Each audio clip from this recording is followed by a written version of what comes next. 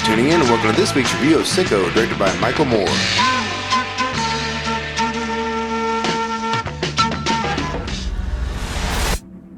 Showtime. We got an issue in America. Too many good docs are getting out of business. Too many OBGYNs aren't able to practice their love with women all across this country. When Michael Moore decided to make a movie on the healthcare industry, top-level executives were on the defensive. What were they hiding? That's not on, right? No. Okay. The intent is to maximize profits. If you denied more people health care, you got a bonus. When you don't spend money on somebody, it's a savings to the company. I want America to have the finest health care in the world. 4 healthcare lobbyists for every member of Congress. Here's what it costs to buy these men, and this woman, this guy, and this guy. And the United States slipped to 37 in healthcare around the world, just slightly ahead of Slovenia. Now, first things first, this is not only going to be a review of the movie Sicko, this is also going to be a little bit of a commentary on the state of healthcare in America and some other thoughts I personally have on this subject, as well as a few others. So if you don't want to hear any of what I have to say about any of this, then I'll just tell you right now that Sicko was a good, thought-provoking movie that I do think everyone should see. And almost everyone applauded at the end of this film. I want to try something a little different for this review.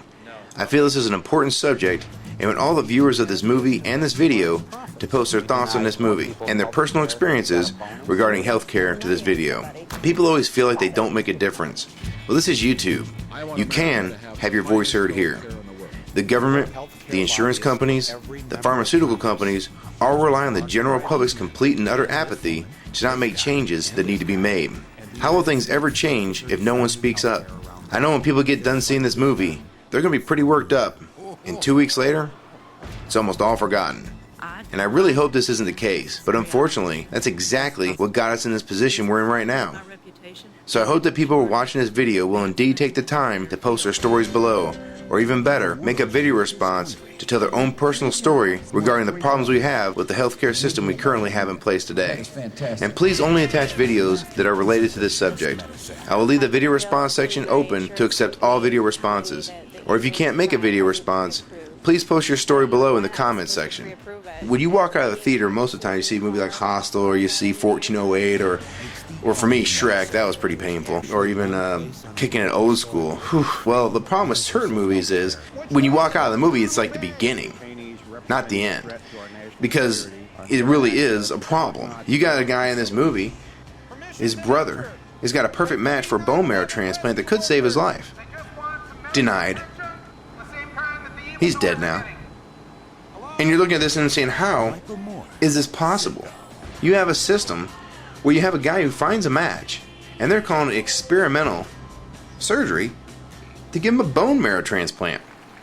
And this is legal. This man's dead now. All because someone said it was experimental. Why? Because it would cost money. They don't want to cough it up. They have no problem cashing your checks every month when you take them in. They have no problem cashing that damn check. But when you're talking about maximizing profits, how do you maximize profits if you're an insurance company? You maximize a profit by not paying out. It's like a bad slot machine. You have better luck getting paid off in Vegas than you do from an insurance company dealing with the hospital. If you've seen the movie Sicko, or you're interested in seeing the movie Sicko, definitely need to check out a few movies, documentaries that are out right now on DVD.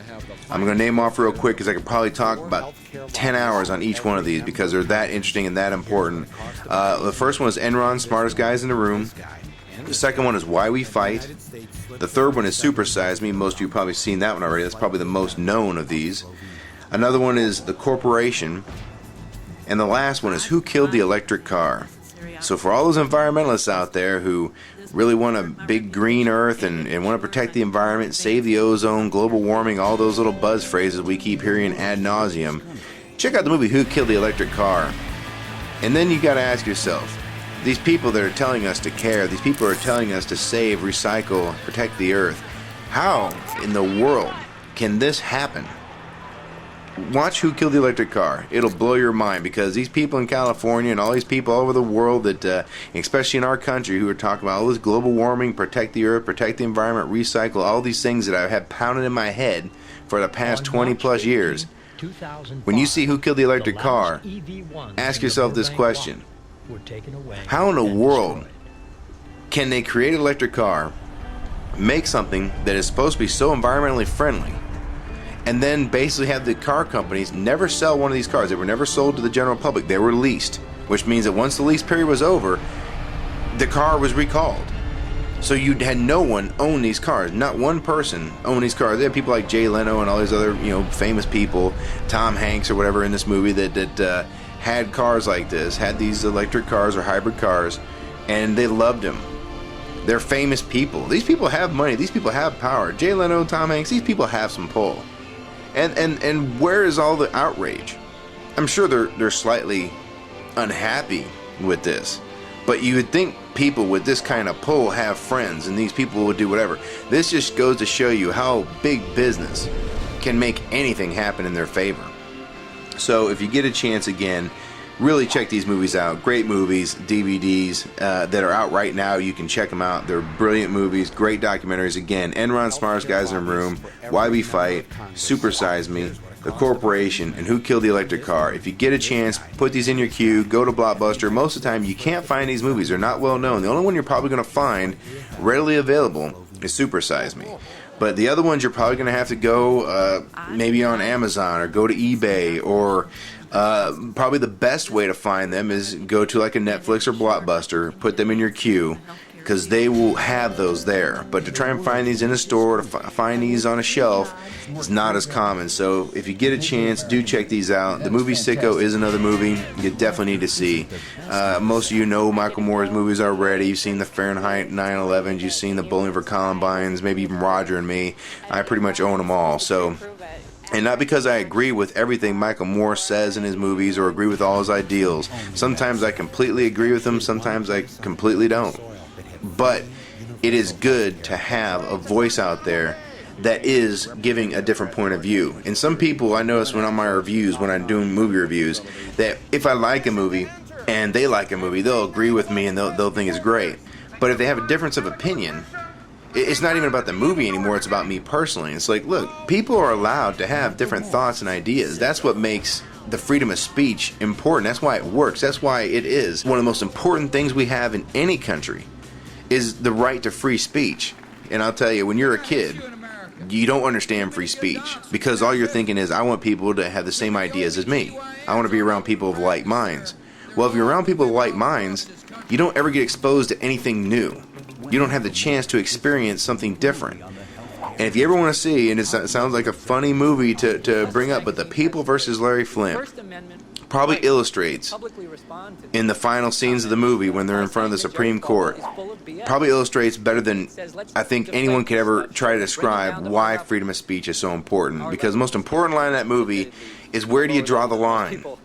It becomes unpopular speech, not freedom of speech.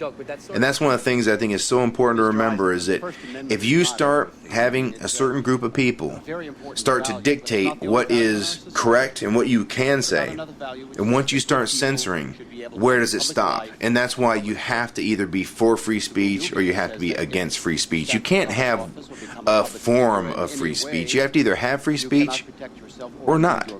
It's really that simple. So if you ever want to see, like, again, most of you probably already seen it, but The People versus Larry Flint, probably one of the best examples of freedom of speech and why it's so important. I need to wrap this video up. I recorded well over an hour of thoughts on this subject, the movie Sicko.